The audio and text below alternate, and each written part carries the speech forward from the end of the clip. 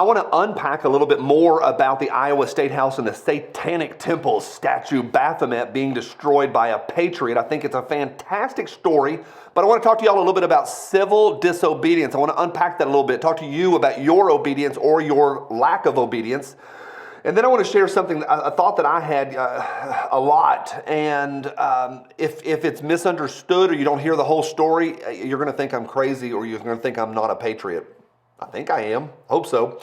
Should be interesting. Should be fun. Buckle up. Here we go. How much do I trust them? CMMG's fantastic. I say it all the time that I trust them, but here's how much, and this is 100% true. The last 2 trips I took to Thunder Ranch, different classes, different tools needed. I purchased rifles for each of those classes, and I purchased them myself. That's how much I trust them. That's a true story. They're great. They run awesome. Run like a Swiss sewing machine, or you know what I'm going to say, the scalded dog. Pick out your color, pick out your chambering, and enjoy the trust because they run. Big thank you to the folks at CMMG, and use that coupon code. You people, thank you for every thumbs up. Appreciate y'all.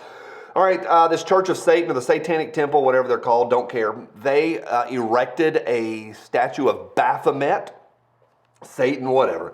And in the Iowa State Capitol, y'all know this part of it. I think everybody knows that Michael Cassidy from Mississippi, he just ran for a state house election and lost. Run again, Michael. See what happens. Run again.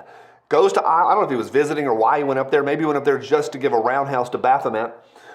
Former U.S. Navy fighter pilot, 35 years old, arrested on 4th-degree criminal mischief.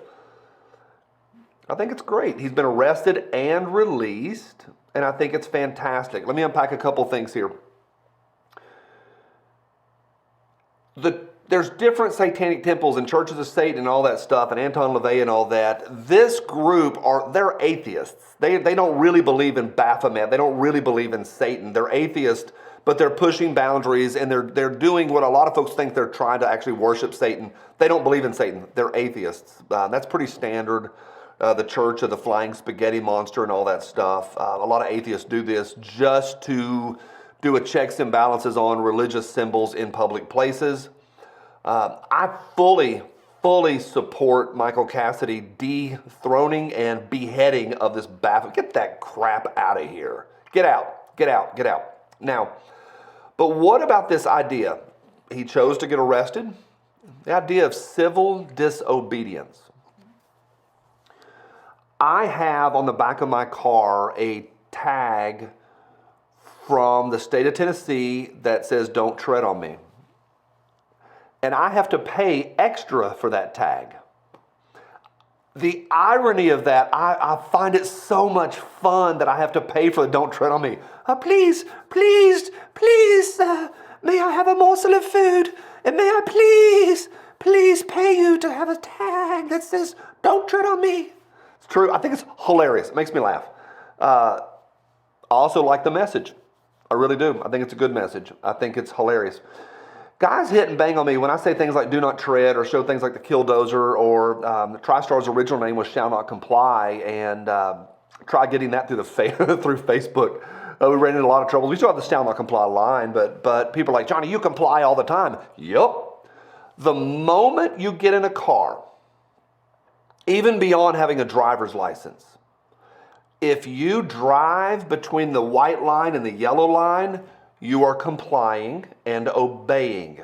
We're a society, people. We're a society. If you stop at red lights, you are following the man.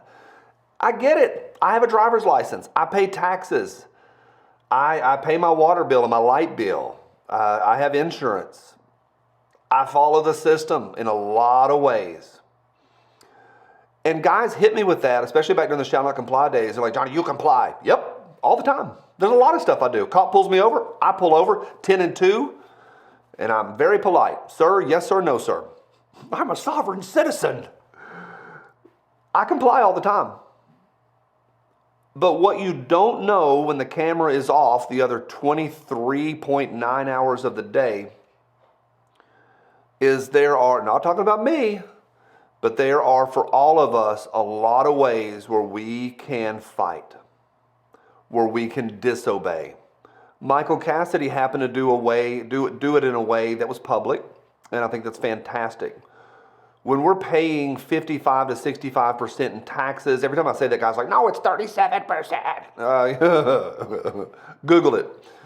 When we're paying 50+% in taxes, I think there's a lot of openings to run cash businesses where we can. Not me, but it's good. It's good, and there's a lot of different ways. So, question for you is, how are you disobeying, or are you? How, without incriminating yourself, how could a newly minted 18-year-old who's now an adult, what can they do in their life? Let me share this with you. Please hear the whole story. Back when NBC zoomed in on Colin Kaepernick taking a knee, which is just bull crap on the unbelievable. He's fighting for freedom for his people. His people, adopted by a white family, working for a white owner who gave him bazillions, and oppressed. Only the blessed can argue that they're oppressed. That's really true at that level.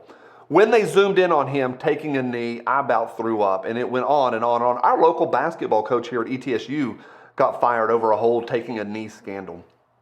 I don't know if you want to call it scandal, whatever. But 100%, roll my eyes to the back of my skull. To be very clear, when the national anthem plays, I stand up, hand on my heart, hat off, USA forever. It's true. But then there was a moment where there were like state legislators in different states and governments starting to try to make a law. It was talked about to make a law that you have to stand under the national anthem. And at that point, I'm willing to take a knee. Please hear me the right way. Not about America, but about forced patriotism. No, stop it. No. And I think it's interesting. I think how we act and actions matter, and they really do. And symbols like that do matter.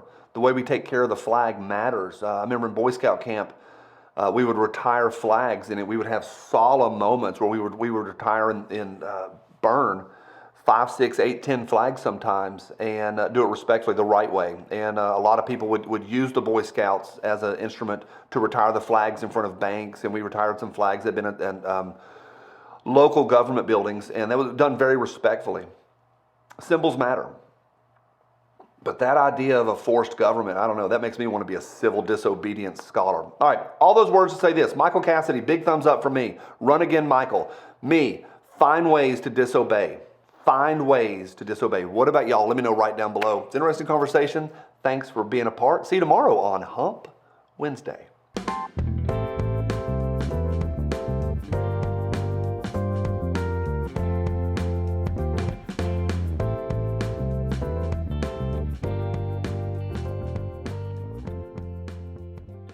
Diabetes.